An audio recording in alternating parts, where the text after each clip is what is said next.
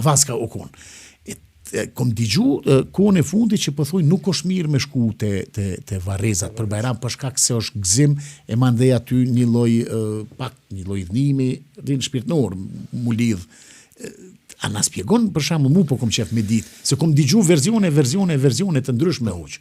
Shiqa, në kohët e mëhershme të pejgamberit alayhis salam i ka ndalu vizitën për varreza. Sidomos në ditën e Bajramit. Por më vonë ka leju pejgamberi. Por unë shfrytëzoj rastin përmes kësaj nate këtu, që jemi të bu, që t'i shprej ngushëllimet gjithë atyre të cilët nuk i kanë të dashurit tyre, babën, nonën, vllazën, e motra, kushdo që qoftë. Na ditë gëzimi që besoj gjithë kanë qef mi pas për rreth. Por që kjo është. Dhe ata shprejnë si një lloj solidariteti me ata që nuk i kanë prezent.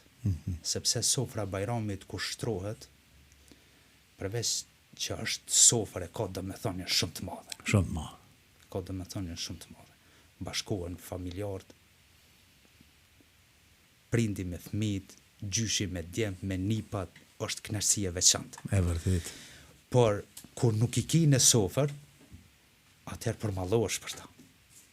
Edhe më njerë mas i të falet Bajrami shkojmë një fatiha që thot populli ja këndojmë, atyre të vdekurve aty, bëjmë lutje për ta, edhe ju themi, ju keni ardhur për para nesh, ndërsa na do të vim pas jush.